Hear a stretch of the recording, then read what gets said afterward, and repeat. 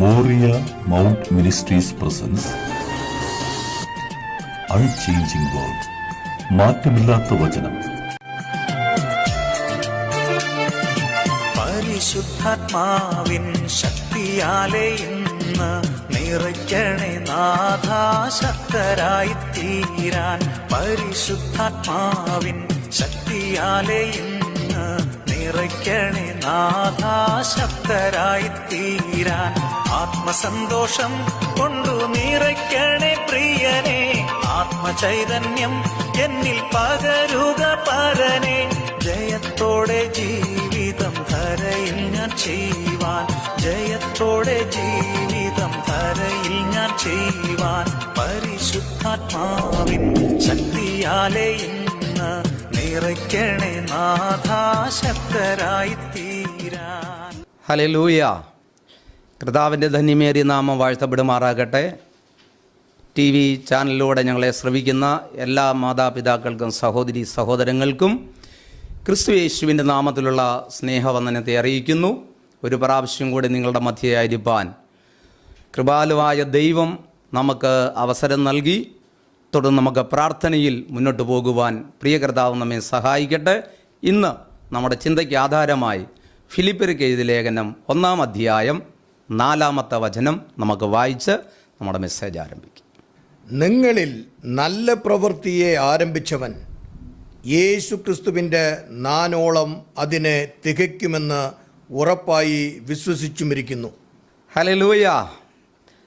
നിങ്ങളിൽ നല്ല പ്രവൃത്തിയെ ആരംഭിച്ച വ്യക്തിയെക്കുറിച്ചാണ് ഇന്ന് നമ്മൾ സംസാരിക്കുവാൻ ആഗ്രഹിക്കുന്നത്. ഈ ലേഖനത്തിൻ്റെ എഴുത്തുകാരനെ സംബന്ധിച്ചിടത്തോളം പൗലോസാണ് എഴുതിയിരിക്കുന്നതെങ്കിലും തടവുകാരനായി പിടിക്കപ്പെട്ട ഫിലിപ്പിയയിൽ ആയിരിക്കുന്ന ഒരു റോമൻ കാരാഗ്രഹത്തിലായിരിക്കുന്ന ഒരു സാഹചര്യമുണ്ട്. മറ്റുള്ള തടവുകാരെ സംബന്ധിച്ചിടത്തോളം അവർക്ക് അവിടെ കൂടുതൽ സ്വാതന്ത്ര്യമില്ലാത്ത ഒരു സാഹചര്യമുള്ളപ്പോൾ പൗലോസിനെ സംബന്ധിച്ചിടത്തോളം ഒരു കരത്തിൽ ചങ്ങലയും ഒരു കരങ്ങൾ കൊണ്ട് ലേഖനം എഴുതുവാനോ മറ്റുള്ള എല്ലാ കാര്യങ്ങൾക്കുമുള്ള സ്വാതന്ത്ര്യം അദ്ദേഹത്തിന് വേണ്ടി അവർ ദയ കാണിച്ചിരുന്നു എന്നാണ് വിശുദ്ധ വചനം പറയുന്നത്. എന്തായിരുന്നാലും സാഹചര്യം നോക്കിയാൽ അപ്പോസ്തലനായ പൗലോസിനെ സംബന്ധിച്ചിടത്തോളം ഈ ലേഖനം എഴുതുവാൻ യാതൊരു സാധ്യതകളില്ലാത്തതാണ്. കാരണം തടവുകാരനായി പിടിക്കപ്പെട്ട അല്ലെങ്കിൽ തടവുകാരനായിരിക്കുന്ന ഒരുവനെ സംബന്ധിച്ചിടത്തോളം മറ്റുള്ളവരെക്കുറിച്ച് നല്ല കാര്യങ്ങൾ ചിന്തിക്കുവാനോ പറയുവാനോ ഉള്ള സാധ്യതകൾ വളരെ കുറവായിരിക്കുന്നതിനാലും പൗലോസിനെ സംബന്ധിച്ചിടത്തോളം മറ്റുള്ളവരിൽ നിന്ന് വ്യത്യസ്തമായ ഒരു കാഴ്ചപ്പാടുള്ളതിനാൽ അദ്ദേഹം പുറമേയുള്ള എല്ലാ ചിന്താഗതികളെയും മാറ്റിയിട്ട് തൻ്റെ ജനത്തിൻ്റെ ഉദ്ധാരണത്തിനും വിടുതലിനും വേണ്ടി അദ്ദേഹം പ്രാർത്ഥിക്കുകയും ആമേൻ ജാഗരിക്കുകയും ചെയ്യുന്ന ഒരു കാഴ്ചപ്പാടാണ് അവിടെ നമുക്ക് കാണാനായിട്ട് കഴിയുന്നത്. അദ്ദേഹത്തിൻ്റെ പ്രാർത്ഥന, ഞാൻ നിങ്ങൾക്കെല്ലാവർക്കും വേണ്ടി നിരന്തരമായി പ്രാർത്ഥിച്ചു കൊണ്ടിരിക്കുന്നു എന്നുള്ള വാചകം നമുക്ക് കാണാൻ പറ്റുന്നു. അപ്പം ലോകത്തിലുള്ള സകല വിശുദ്ധന്മാർക്കും വേണ്ടി അദ്ദേഹം പ്രാർത്ഥിക്കുന്നതായി വചനം പറയുന്നു. അങ്ങനെ പ്രാർത്ഥിച്ചു കൊണ്ടിരിക്കുമ്പോൾ തന്നെ മറ്റൊരു വാചകം അതിനകത്ത് ഏറ്റവും പ്രസിദ്ധമായ നിലയിൽ അല്ലെങ്കിൽ പ്രസക്തമായ നിലയിൽ നമുക്ക് തരുന്ന ഒരു ദൂതാണ്, ഒരു സന്ദേശമാണ്, നിങ്ങളിൽ നല്ല പ്രവൃത്തി ആരംഭിച്ചവൻ എന്നുള്ള ഒരു പദം അവിടെ ഉപയോഗിച്ചിരിക്കും. അദ്ദേഹത്തിൻ്റെ ആ വാക്ക് വളരെ ശ്രദ്ധിക്കണം. അത് അവസാന നാളോളം, ക്രിസ്തുവിൻ്റെ നാളോളം അതിനെ കാക്കുവാൻ, അതിനെ തികയ്ക്കുവാൻ ആഗ്രഹിക്കുന്നതായിട്ടാണ് അദ്ദേഹത്തിൻ്റെ വാക്കുകൾ പറയുന്നത്. അപ്പം നമ്മൾ വ്യക്തിപരമായിട്ട് ചിന്തിക്കുക. എന്നെ കേൾക്കുന്ന പ്രിയ സഹോദരങ്ങളോട് പറയുവാനുള്ളത്, നിങ്ങളിൽ നല്ല പ്രവൃത്തി ആരംഭിച്ച ഒരുവനുണ്ട്. അതാരാണെന്ന് നമ്മൾ തിരിച്ചറിയണം. ഒരുപക്ഷെ നിങ്ങൾക്ക് വേണ്ടി പല സഹായഹസ്തങ്ങൾ നീട്ടിയ ആളുകളുണ്ടാകാം. നമുക്ക് വേണമെങ്കിൽ പറയാം, ആ വ്യക്തി എൻ്റെ കുടുംബത്തിന് വേണ്ടി, എനിക്ക് വേണ്ടി, ഞങ്ങൾക്ക് വേണ്ടി എത്രയോ നല്ല കാര്യങ്ങൾ ചെയ്തിരിക്കുന്നു, നല്ല പ്രവർത്തികൾ കാഴ്ച വച്ചിരിക്കുന്നു. അതുകൊണ്ട് ആ വ്യക്തിയെ മരണത്തോളം, ഞാൻ മരിക്കുന്നിടത്തോളം മറക്കയില്ല എന്ന് വേണമെങ്കിൽ നമുക്ക് പറയാം. നമ്മൾ പറയുന്നവരുമാണ്. അപ്പോൾ മാനുഷ്യമായ തലത്തിൽ നമുക്ക് വേണ്ടി നല്ല പ്രവൃത്തി ആരംഭിച്ച ആളുകൾ ധാരാളമുണ്ടെങ്കിലും അതിൽ നിന്ന് വ്യത്യസ്തമായിട്ടാണ് നാം ഇന്ന് തിരുവചനത്തിലൂടെ മനസ്സിലാക്കാൻ പോകുന്നത്. നല്ല പ്രവൃത്തി ആരംഭിച്ചവൻ ആരാണ്? അതിൻ്റെ ഒരു മറുവശത്തേക്ക് നമ്മളൊന്ന് തിരിഞ്ഞു നോക്കിയാൽ, അതായത് ഒരു നാണയത്തിന് രണ്ട് വശമുണ്ട്. ഇവിടെ നല്ല പ്രവൃത്തി ആരംഭിച്ചവനെന്ന് പറയുമ്പോൾ അതുപോലെ തന്നെ നമ്മൾ മനസ്സിലാക്കേണ്ട ഒരു കാര്യം, നമ്മിൽ തീയ പ്രവൃത്തി ആരംഭിച്ച ഒരുവനുണ്ടെന്ന് ഓർക്കണം. ആ തീയ പ്രവൃത്തി ആരംഭിച്ചവൻ ആരാണ്? നല്ല പ്രവൃത്തി ആരംഭിച്ചവൻ ആരാണ്? ഇത് നമുക്ക് തിരിച്ചറിയുവാൻ കഴിഞ്ഞാൽ ഈ കാലഘട്ടത്തിൽ നമുക്കൊരു വ്യത്യസ്തമായ ജീവിതം നയിപ്പാൻ പ്രിയ കർത്താവ് നമുക്ക് അവസരമുണ്ടാക്കും. ഹല്ലേലൂയ. അതുകൊണ്ട് നിങ്ങൾ മനസ്സിലാക്കുക, നല്ല പ്രവൃത്തി ആരംഭിച്ചവൻ യേശുവാണ്.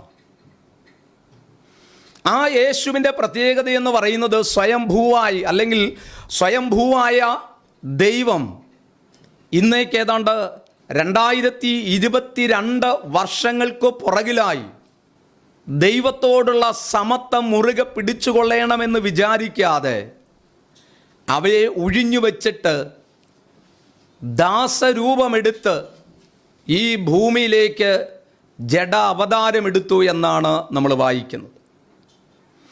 അങ്ങനെ ഏതാണ്ട് 33.5 വയസ്സ് വരെ ഈ ഭൂമിയിൽ ജീവിച്ചു, ജനങ്ങളോടുകൂടെ സഞ്ചരിച്ചു, ഭക്ഷിച്ച് പാനം ചെയ്ത് അവർക്ക് വേണ്ട ഉപദേശങ്ങൾ കൊടുത്തു. അത്ഭുതങ്ങൾ, അടയാളങ്ങൾ, വിവിധ വീര്യപ്രവർത്തികൾ എന്നിവയെല്ലാം കാഴ്ചവെച്ചിട്ട് പിതാവിൻ്റെ ഇഷ്ടം നിറവേറ്റുവാൻ വേണ്ടി, മാനവജാതിയുടെ പാപത്തിൻ്റെ പരിഹാരത്തിനു വേണ്ടി സ്വയം ബലിയാടായി അർപ്പണം ചെയ്ത് ആ യേശു ക്രിസ്തുവിൻ്റെ രക്തം സകല പാപങ്ങൾക്കും പരിഹാരമായി, പ്രായശ്ചിത്തമായി നമുക്ക് വേണ്ടി ഒഴുക്കിയതാണ് കാൽവരിയിൽ നമ്മുടെ കർത്താവായ യേശു ക്രിസ്തു.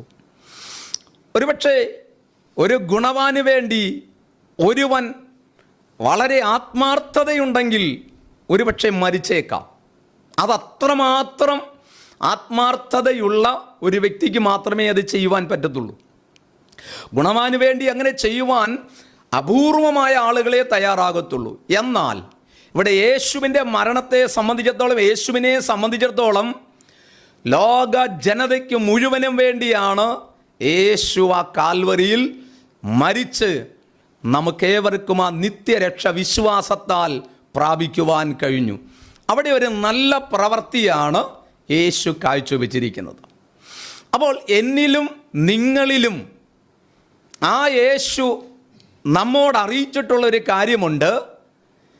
ഈ ലോക ജീവിതത്തിൽ നിങ്ങൾ ജീവിക്കുമ്പോൾ ഞാൻ നിങ്ങളെ അനാഥരായി വിടില്ല, നിങ്ങളെ ഒരു നാൾ കൈവിടില്ല. സ്തോത്രം. ഒറ്റപ്പെട്ടു പോയെന്ന് ചിന്തിക്കുന്ന ആരെങ്കിലും ഞങ്ങളെ ശ്രവിക്കുന്നുണ്ടെങ്കിൽ ഇന്ന് ഈ വചനം ഞങ്ങൾ ഓർമ്മിപ്പിക്കുന്നു. ദൈവം നിങ്ങളെ ഒറ്റപ്പെടുത്തത്തില്ല. ഞാനോ ലോകാവസാനം എല്ലാ നാളും നിങ്ങളോട് കൂടെ ഉണ്ടെന്ന് അരുളി ചെയ്തത് യേശു മാത്രമാണ്. ഒരു നല്ല പ്രവൃത്തി കാണുവാൻ ആഗ്രഹിച്ചിട്ടും ഒരുപക്ഷെ ലഭ്യമാകാതിരിക്കുന്ന പല സാഹചര്യങ്ങളും ഉണ്ടായേക്കാം. എന്നാൽ ഇപ്പോൾ എനിക്ക് ഓർമ്മിപ്പിക്കുവാൻ കഴിയുന്നത്, നിങ്ങളിൽ നല്ല പ്രവൃത്തി ആരംഭിച്ചത് യേശുവാണ് എന്നുള്ളതാണ് എനിക്ക് ഇവിടെ ഓർമ്മിപ്പിക്കുവാനിടയാകുന്നത്. ഞാൻ എൻ്റെ മറ്റൊരു ഭാഗത്തേക്ക് ഞാൻ വരികയാണ്. എന്നിട്ട് നമുക്ക് ഈ വിഷയത്തിലേക്ക് മടങ്ങി വരാം. നിങ്ങളിൽ തീയ പ്രവൃത്തി ആരംഭിച്ചവൻ ആരാണ് എന്നുകൂടി നമ്മളൊന്ന് ചുരുക്കം വാക്കുകളിലൂടെ ഒന്ന് ചിന്തിച്ച് കടന്നു പോകുന്ന നന്നായിരിക്കും. അതിനായി മറ്റൊരു തിരുവചനം കൂടെ നമുക്ക് വായിക്കാം. മത്തായിയുടെ സുവിശേഷം 15-ാം അധ്യായം 18-19 വാക്യത്തിൽ നമ്മൾ വായിക്കുന്നു, ഒരു മനുഷ്യനിൽ തീയ പ്രവൃത്തി ആരംഭിച്ചത് ആരാണ്? വായിൽ നിന്ന് പുറപ്പെടുന്നതോ ഹൃദയത്തിൽ നിന്ന് വരുന്നു, അത് മനുഷ്യനെ അശുദ്ധമാക്കുന്നു. എങ്ങനെയെന്നാൽ ദുശ്ചിന്ത, കൊലപാതകം, വ്യഭിചാരം, പരസംഗം, മോഷണം, കള്ളസാക്ഷ്യം, ദൂഷണം എന്നിവ ഹൃദയത്തിൽ നിന്ന് പുറപ്പെട്ടു വരുന്നു. ഇവിടെ ഇത് നോക്കുക, ദൈവം ഒരു മനുഷ്യനെ സൃഷ്ടിച്ചത് നല്ലവനായിട്ടാണ് സൃഷ്ടിച്ചത്. അവൻ അനേക സൂത്രങ്ങളെ കണ്ടുപിടിച്ച് ദൈവത്തിന് ഇഷ്ടമല്ലാത്ത വഴികളിലൂടെയും ചിന്തകളിലൂടെയും അവൻ യാത്ര തിരിക്കുന്നതായിട്ടാണ് പിന്നത്തേതിൽ നമുക്ക് കാണാനായിട്ട് കഴിയുന്നത്. അപ്പോൾ ഒരു മനുഷ്യൻ്റെ ജീവിതത്തിൽ തീയതായ പ്രവൃത്തി ആരംഭിക്കുന്നത് ശത്രുവായ പിശാചെന്ന അദൃശ്യ ശക്തിയാണ്. അത് ഇരുട്ടിൻ്റെ വ്യാപാരമാണ്. യേശു ക്രിസ്തുവിനെ പറ്റി നമ്മൾ പഠിക്കുമ്പോൾ യേശു ലോകത്തിൻ്റെ വെളിച്ചമാണെന്ന് പഠിപ്പിക്കുമ്പോൾ പിശാച് ഇരുട്ടിൻ്റെ ശക്തിയാണ്, ഇരുട്ട് പ്രദാനം ചെയ്യുന്ന ആളായിട്ടാണ് നമുക്ക് കാണാനായിട്ട് കഴിയുന്നത്. അപ്പം അതിൽ നിന്ന് നമുക്ക് മനസ്സിലാക്കാൻ കഴിയുന്നത് എന്നെയും നിങ്ങളെയും ദൈവം സൃഷ്ടിച്ചത് നല്ലവരായിട്ടാണ്. പക്ഷേ ആ നല്ലവരായ എന്നിലും നിങ്ങളിലും തീയതായ പ്രവൃത്തി ആരംഭിച്ചത് പിശാചാണ്. അതിൻ്റെ ചില ഉദാഹരണമാണ് നമ്മളിപ്പോൾ വചനത്തിലൂടെ വായിച്ചു കേട്ടത്. എന്താണ്? നമ്മുടെ നാവിൽ നിന്ന് പുറപ്പെടുന്നത് വായിലൂടെ ഹൃദയത്തിൻ്റെതായ ആശയങ്ങൾ, ഹൃദയത്തിൻ്റെതായ ചിന്തകൾ, ഹൃദയത്തിൻ്റെ ഭാവങ്ങൾ എന്നിവയാണ് അകത്ത് നിന്ന് വെളിയിലേക്ക് വന്ന് മനുഷ്യനെ അശുദ്ധമാക്കിക്കൊണ്ടിരിക്കുന്നത്. ഒരുപക്ഷെ പുറത്തു നിന്ന് നാം കഴിക്കുന്ന പല ആഹാരങ്ങളും നമ്മളെ അശുദ്ധമാക്കുമെന്ന് നമ്മൾ ചിന്തിക്കുമ്പോഴും ശിഷ്യഗണങ്ങൾ ചിലത് പറയുന്ന സാഹചര്യത്തിലും യേശു പറഞ്ഞിട്ടുള്ളൊരു വാചകമുണ്ട്: മനുഷ്യനെ അശുദ്ധമാക്കുന്നത്, തീയതാക്കുന്നത് പുറമേ നാം കഴിക്കുന്നതിനേക്കാൾ ഉപരിയായി യേശു ആത്മീക മണ്ഡലത്തിൽ പറഞ്ഞത് നിങ്ങളുടെ ഉള്ളിൽ നിന്ന് പുറപ്പെടുന്നതത്രേ നിങ്ങളെ അശുദ്ധമാക്കുന്നതെന്ന്. അപ്പൊ തീയ പ്രവൃത്തി വെളിപ്പെടുന്നു. ഇവിടെ ഒന്നാമതായിട്ട് നമ്മൾ വായിച്ചു കേട്ടത് എന്താണ്? വായിൽ നിന്ന് പുറപ്പെടുന്നത് ഒന്ന് ദുശ്ചിന്ത. നല്ല ചിന്തകളല്ല പിശാച് നമ്മുടെ അകത്ത് തരുന്നത്. ദുഷ്ട ചിന്തകൾ കൊണ്ടുവന്നിട്ട്, തീയതായ ചിന്തകൾ കൊണ്ടുവന്നിട്ട് ഒരുവനെ എങ്ങനെ കീഴടക്കാം, ഒരുവനെ എങ്ങനെ അധപ്പതിപ്പിക്കാം, ഒരുവനെ എങ്ങനെ നഷ്ടത്തിലേക്ക് വരുത്താം, ഒരുവനെ എങ്ങനെ സമാധാനമില്ലാതാക്കാം എന്നുള്ള തീയതായ ചിന്ത, ദുഷ്ട ചിന്ത അവനിലേക്ക് കടത്തിവിട്ടിട്ട് അവനെ എന്ത് ചെയ്തു? അതിനടിമയാക്കുവാൻ ശ്രമിക്കുകയാണ്. ഒന്ന്, ഞാനത് ഓർമ്മിപ്പിച്ചത്, തീയ പ്രവർത്തികളിൽ ദുശ്ചിന്ത ഒരു പ്രധാന കാര്യമാണ്. രണ്ട്, വ്യഭിചാരം. ദൈവം ഏറ്റവും വെറുക്കുന്ന പാപങ്ങളിൽ ഒന്നാണ് അങ്ങനെയുള്ള കാര്യങ്ങൾ. പക്ഷെ ദൈവം അത് വെറുത്തിട്ടും ഇന്നത്തെ ലോക ജനതകൾ വഷളായി പോകുന്ന ഒരു തലത്തിലേക്ക് ഇന്ന് വന്നുകൊണ്ടിരിക്കുകയാണ്. ദൈവഹിതത്തിനൊത്തവണ്ണമല്ലാതെ പിശാചിൻ്റെ ഹിതമനുസരിച്ചും ഇഷ്ടമനുസരിച്ചും ഇതാ സ്വന്തം ശരീരത്തിന് നേരെ വേദനിപ്പിക്കുന്ന, അപകടപ്പെടുത്തുന്ന നമ്മെ തന്നെ ദൈവസന്നിധിയിൽ കൊള്ളരുതാത്തവരാക്കുന്ന ആ ചിന്തകളാണ് പിശാച് നമ്മുടെ ഉള്ളത്തിൽ കൊണ്ടുവരുന്നത്. അത് നിമിത്തം എന്ത് ചെയ്തു? തീയ പ്രവൃത്തിയിലേക്ക് അവൻ മാറുകയാണ്.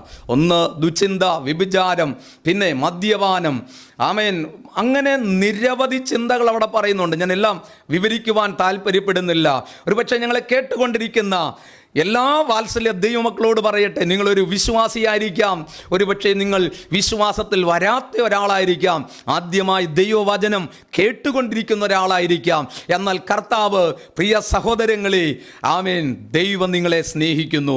നിങ്ങൾ ഈ ലോകത്തിന് അനുകൂലമായ ചിന്തകളിലൂടെ പോകേണ്ടവരല്ല. ദൈവം നിങ്ങൾക്ക് മുൻപിൽ വെച്ചിരിക്കുന്ന നല്ല മാർഗങ്ങളിലൂടെ, നല്ല പ്രവർത്തനങ്ങളിലൂടെ നിങ്ങൾ മുൻപോട്ട് പോകണമെന്ന് ദൈവത്തിൻ്റെ പദ്ധതിയാണ്. ആ പദ്ധതികളെ തെറ്റിച്ചുവിടുന്നതിന് വേണ്ടി, തിരിച്ചുവിടുന്നതിന് വേണ്ടിയാണ് തീയതായ പ്രവർത്തികൾ നിങ്ങളുടെ അധരങ്ങളിൽ, നിങ്ങളുടെ ഉള്ളത്തിലേക്ക് കൊണ്ടുവന്നിട്ട് നിങ്ങളെ നല്ല പ്രവൃത്തിയിൽ നിന്ന് അകറ്റിക്കളയുന്ന തലങ്ങൾ. അത് കൊലപാതകത്തിലേക്കാകാം, മോഷണത്തിലേക്കാകാം, ജാരശങ്കയിലേക്കാകാം.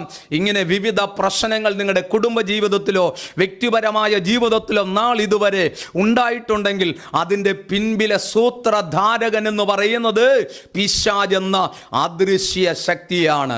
ഒരുപക്ഷെ മാനുഷ്യമായി നമുക്ക് ആ ശക്തിയെ കാണുവാൻ കഴിയുന്നില്ല എങ്കിലും നാം തിരിച്ചറിയുക, വിശുദ്ധ ബൈബിൾ പറയുന്നു, നിങ്ങളെ തെറ്റിക്കുന്നവൻ പിശാചാണ്, നിങ്ങളെ കലക്കുന്നവൻ പിശാചാണ്, നിങ്ങളെ കൊണ്ട് പാപം ചെയ്യിക്കുന്നവൻ പിശാചാണ്. ദൈവത്തിങ്കിൽ നിന്ന് ജനിച്ചവരാരും പാപം ചെയ്യുന്നില്ലല്ലോ എന്നതാണ് വിശുദ്ധ വേദപുസ്തകം നമ്മളെ പഠിപ്പിക്കുന്നത്. അങ്ങനെയെങ്കിൽ നിങ്ങളിൽ തീയ പ്രവൃത്തി ആരംഭിച്ചവൻ പിശാചാണ്. പിശാചാണെന്ന് ഓർക്കുക.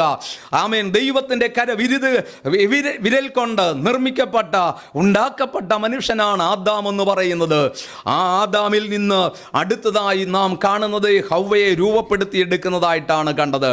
എന്നാൽ അവർ ഇരുവരെയും തോട്ടത്തിൽ ദൈവം സൃഷ്ടിച്ച തോട്ടത്തിൽ ഏദനിലാക്കിയെങ്കിലും അവരോട് ദൈവം പറഞ്ഞ കാര്യങ്ങളിലൂടെ അവർ മുൻപോട്ട് പോയിക്കൊണ്ടിരിക്കുമ്പോൾ പ്രത്യേകാൽ അവർക്ക് കൊടുത്ത ഒരു നിർദ്ദേശമെന്ന് പറയുന്നത്, ആമേൻ, ഈ തോട്ടത്തിലെ സകല വൃക്ഷങ്ങളുടെയും ഫലം നിങ്ങൾക്ക് തിന്നാം, പക്ഷേ നന്മ തിന്മകളെക്കുറിച്ചുള്ള അറിവിൻ്റെ ആ വൃക്ഷഫലം ഇതിൻ്റെ മധ്യഭാഗത്തുണ്ട്.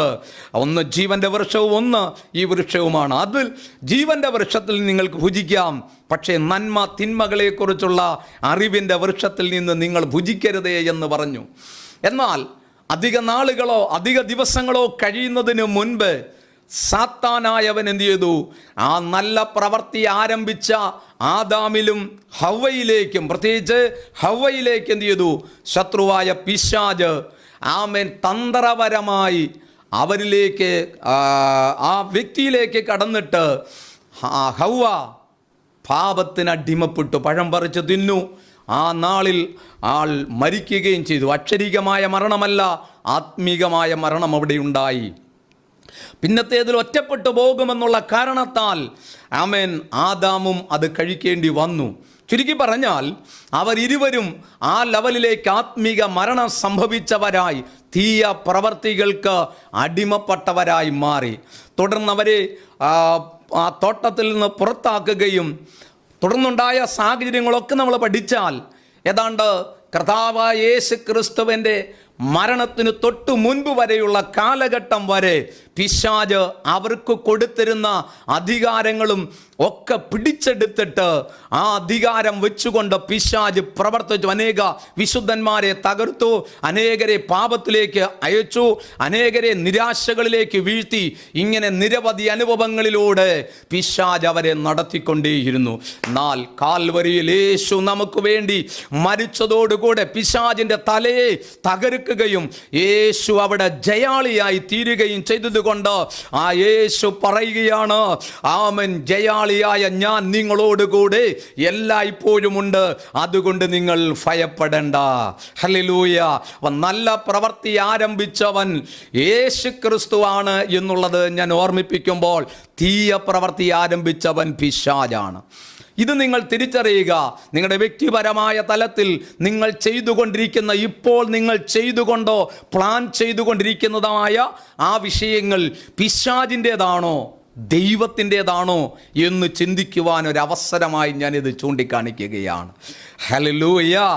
ദൈവഹിതമല്ലാത്ത ഒരു പ്രവണതയ്ക്ക് വേണ്ടിയാണ് പ്രിയ കുഞ്ഞെ, ആമേൻ, പ്രിയ സഹോദര, പ്രിയ സഹോദരി, നീ ചിന്തിക്കുന്നതെങ്കിൽ ഇന്ന് പകലാച്ച് അതെ ആ വസ്തുതയൊന്നെടുത്തു മാറ്റേണ്ടതുണ്ട്. നീ ദൈവത്തിൻ്റെ മകനാണ്, ദൈവത്തിൻ്റെ മകളാണ്. എന്നാൽ ദൈവഹിതമല്ലാത്ത ഇടങ്ങളിലേക്ക് പിശാച് നിന്നെ ചൂണ്ടിക്കാണിച്ചു കൊണ്ടിരിക്കുന്ന ആ നയനകരമായ അല്ലെങ്കിൽ മനോഹരമായ തലങ്ങളിലേക്ക് നിന്നെ മാടി മാടി വിളിച്ചുകൊണ്ടിരിക്കുന്ന ലോക സുഖങ്ങളിലേക്ക് പോകാതെ യേശു തരുന്ന നിത്യ സ്നേഹത്തിലേക്ക്, നിത്യ സന്തോഷത്തിലേക്കും പ്രിയ സഹോദരങ്ങളെ നിങ്ങൾക്ക് കടന്നു വരുവാൻ കഴിയുമോ? അതാണ് നിലനിൽക്കുന്നത്. ഹല്ലേലൂയ. ഈ ലോകം തരുന്ന സ്നേഹം, ഈ ലോകം തരുന്ന സന്തോഷം താൽക്കാലികമാണ്. എന്നാൽ നിത്യമായ സന്തോഷവും സമാധാനവും തരുന്നത് നമ്മുടെ യേശു മാത്രമാണെന്ന് ഈ സമയം ഞാൻ നിങ്ങളെ ഓർമ്മപ്പെടുത്തുകയാണ്. പിന്നെ ഒരിക്കൽ കൂടെ ഞാൻ അത് ആവർത്തിക്കുകയാണ്. നിങ്ങളിൽ നല്ല പ്രവൃത്തി ആരംഭിച്ചവൻ യേശുവാണെങ്കിൽ അത് കർത്താവിൻ്റെ നാളോളം, ആമേൻ, കർത്താവിൻ്റെ വരവോളം അതിനെ കാക്കുവാൻ ശക്തനാണെന്ന് അത് നമ്മെ ഓർമ്മപ്പെടുത്തുകയാണ്. ഞാൻ വീണ്ടും ഒന്നുകൂടി ആവർത്തിക്കുകയാണ്. നിങ്ങളിൽ നല്ല പ്രവൃത്തി ആരംഭിച്ചിട്ടുണ്ടെങ്കിൽ എന്തുകൊണ്ട് പിന്മാറിപ്പോകുന്നു? എന്തുകൊണ്ട് അന്യാധീനപ്പെട്ടു പോകുന്നു? എന്തുകൊണ്ട് ദൈവ വഴി വിട്ടു പോകുന്നു? ഈ ദൈവത്തിങ്കിലേക്ക് ആമേ കുറച്ചുകൂടി ഒന്ന് അടുത്ത് ജീവിക്കുവാൻ എന്തുകൊണ്ട് സാധിക്കുന്നില്ല?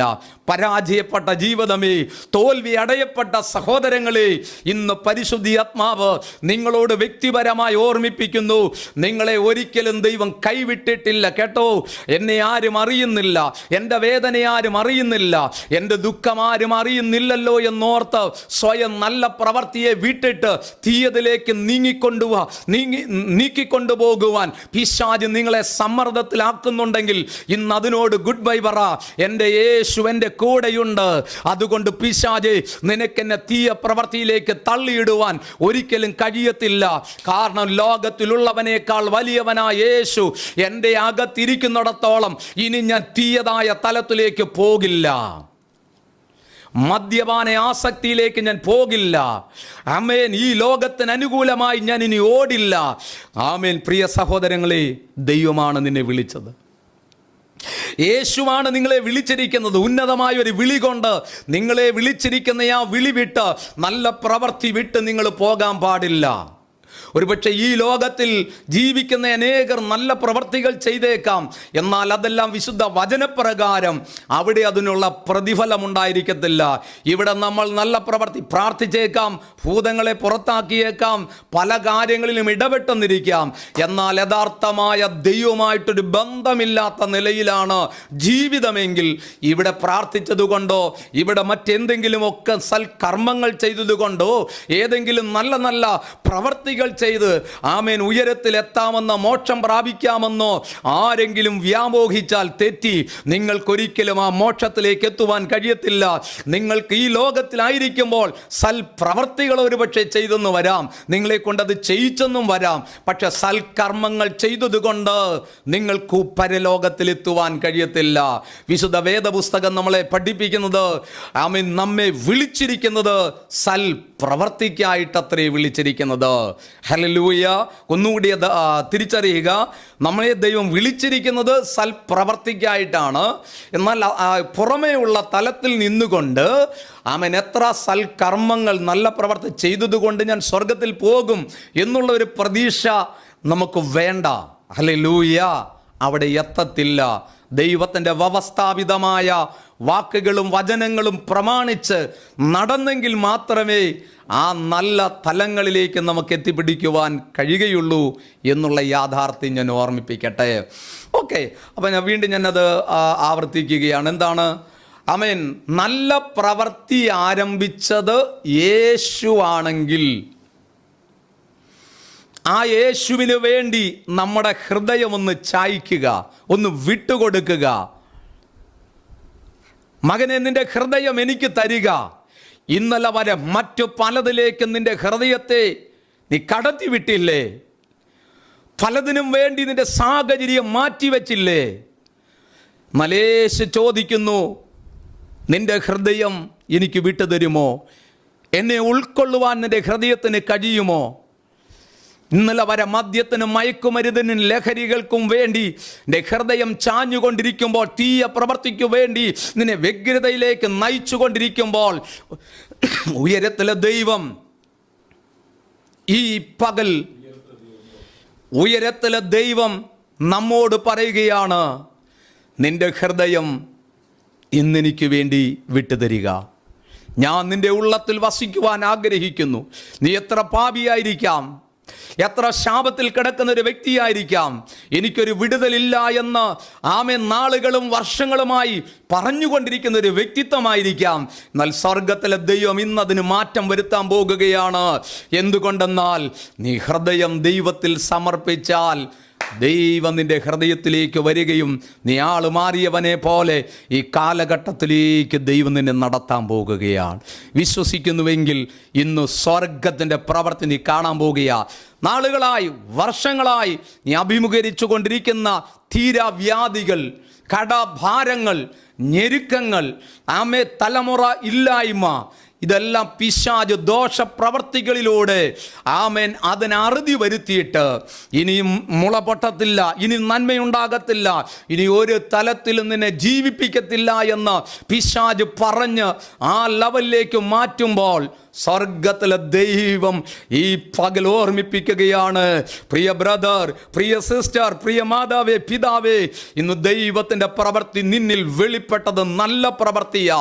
പക്ഷേ ഇന്ന് പലതും പ്രവർത്തിച്ചു പ്രവർത്തിച്ചുകൊണ്ടിരിക്കുന്നത് തീയതല്ലേ? ഒന്ന് മാനസാന്തരപ്പെടുവാൻ തയ്യാറാകുമോ? മടങ്ങി വരുവാൻ തയ്യാറാകുമോ? ആ ദൈവം നിന്നെ കരുണയോടെ ഉൾക്കൊള്ളാൻ പോകുകയാ. അമ്മേ, നീണ്ട വർഷങ്ങൾ പാഴായി പോയെന്ന് ചിന്തിച്ച നാളുകൾ ഉണ്ടാകാം. എന്നാൽ തുള്ളനും വെട്ടിക്കിളിയും പച്ചപ്പുഴുവും തിന്നു തീർത്ത സംവത്സരങ്ങളെ, ആമേ, നഷ്ടങ്ങളെ ഇന്നിൻ്റെ നാളുകളിൽ മടക്കി തരുന്ന നാളുകളാ. ഇനി അധിക നാളുകൾ വേണ്ട, അധിക ദിവസങ്ങൾ വേണ്ട.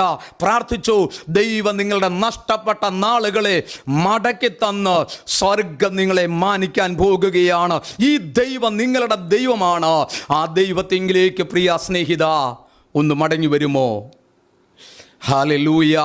ആത്മഹത്യ ഒരിക്കലും ഒരു ജീവിതത്തിൻ്റെ പരിഹാരമല്ല. എന്നാൽ യേശുവിലേക്ക് മടങ്ങി വാ. യേശു നിങ്ങളെ സ്നേഹിക്കുന്നു. നല്ല പ്രവൃത്തി ആരംഭിച്ചവൻ യേശുവാണെങ്കിൽ ആ യേശു ജീവൻ തരാനും സമൃദ്ധിയായി ജീവൻ തരുവാനും ആഗ്രഹിക്കുമ്പോൾ, തീയ പ്രവൃത്തി ആരംഭിച്ചവൻ പിശാചാണ്. അവൻ കൊല്ലിനും കൊലയ്ക്കും ദുർമാർഗങ്ങൾക്കും അവൻ നിന്നെ വിട്ടുകൊടുക്കുവാൻ അവൻ ആഗ്രഹിക്കുമ്പോൾ, നമുക്കിന്ന് ആ യേശുവിലേക്കൊന്ന് മടങ്ങി വരാമോ? കർത്താവേ, ഞാൻ അങ്ങയുടെ മകനാണ്, ഞാൻ അങ്ങയുടെ മകളാണ്, എന്നെ ഇന്ന് വിടുവിക്കണമേ എന്ന് എത്ര പേർ ആഗ്രഹിക്കും. അവർക്ക് വേണ്ടി ഞങ്ങൾ പ്രാർത്ഥിക്കുവാൻ ആഗ്രഹിക്കുന്നു. അവർക്ക് വേണ്ടി ഞങ്ങൾ ആമേൻ ജാഗരിക്കുവാൻ ആഗ്രഹിക്കുന്നു. ഇപ്പോൾ ഞങ്ങളോട് ചേർന്ന് ആമേൻ പ്രാർത്ഥിക്കുമെങ്കിൽ നിങ്ങളുടെ ഭവനത്തിൻ്റെ സ്ഥിതി, തലമുറകളുടെ സ്ഥിതിക്ക് ദൈവം മാറ്റം വരുത്തുവാൻ ശക്തനാണ്. എല്ലാ കണ്ണുകളും ഒന്നടയ്ക്കുമോ? ഞങ്ങൾ നിങ്ങൾക്ക് വേണ്ടി പ്രാർത്ഥിക്കുവാൻ പോകുകയാണ്. നിങ്ങളുടെ പ്രശ്നങ്ങൾ ഏതുമായിക്കൊള്ളട്ടെ, എത്ര വലുതോ ചെറുതുമായിക്കൊള്ളട്ടെ, നല്ല പ്രവൃത്തി ആരംഭിച്ചവൻ ഇതിനൊരു വിടുതൽ തരാൻ പോകുക. ഞങ്ങളുടെ കർത്താവും ദൈവമായുള്ളവേ, ഈ സമയം ഞങ്ങൾ ഒരുമിച്ച് പ്രാർത്ഥിക്കുന്നു. ആമേൻ. തീയ പ്രവൃത്തിയെ ആരംഭിച്ചത് പിശാചാണെങ്കിൽ ഞങ്ങളുടെ ദൈവം ഞങ്ങളുടെ മേൽ നല്ല പ്രവൃത്തി ആരംഭിച്ചിരിക്കുന്നു. അതിനെ അവസാന നാളോളം കാക്കുവാൻ ഞങ്ങളതിന് ശക്തനാണ്. ഞങ്ങൾ അതിനു വേണ്ടി ഒരുങ്ങുന്നു. കർത്താവേ, ഈ കുടുംബങ്ങളിൽ എന്നെ കേട്ടുകൊണ്ടിരിക്കുന്ന ഈ മാന്യ ശ്രോതാക്കളുടെ മേൽ പിശാച് പല തീയ പ്രവർത്തികൾ അയച്ചു. അവരെ തകർത്ത് കളയുവാൻ ഉന്നവച്ച എല്ലാ ലക്ഷ്യങ്ങളും യേശുവിൻ്റെ നാമത്തിൽ മാറിപ്പോകട്ടെ. കടഭാരങ്ങൾ മാറട്ടെ, ഞെരുക്കങ്ങൾ മാറട്ടെ, ഇടുക്കങ്ങൾ മാറട്ടെ, വ്യാധികൾ മാറട്ടെ, ക്യാൻസറുകൾ മാറട്ടെ. ഇങ്ങനെ വിവിധ നിലകളിൽ ആമേൻ തങ്ങളുടെ ആന്തരിക രോഗങ്ങൾ, രഹസ്യ രോഗങ്ങൾ ഉൾപ്പെടെ യേശുവിൻ്റെ നാമത്തിൽ വിട്ടുമാറുവാൻ കൽപ്പിക്കുകയാണ്. പ്രിയ കർത്താവേ, തുടർന്നും ആ വിടുതൽ കണ്ട് സന്തോഷിക്കുവാൻ നിന്റെ കുഞ്ഞുങ്ങളെ സഹായിക്കണം. മാനവും മഹത്വവും ഞങ്ങൾ അങ്ങേക്ക് അർപ്പിക്കുന്നു. യേശുവിൻ നാമത്തിൽ കേൾക്കും ജീവനുള്ള ഞങ്ങളുടെ നല്ല പിതാവേ. ആമേൻ, ആമേൻ, ആമേൻ.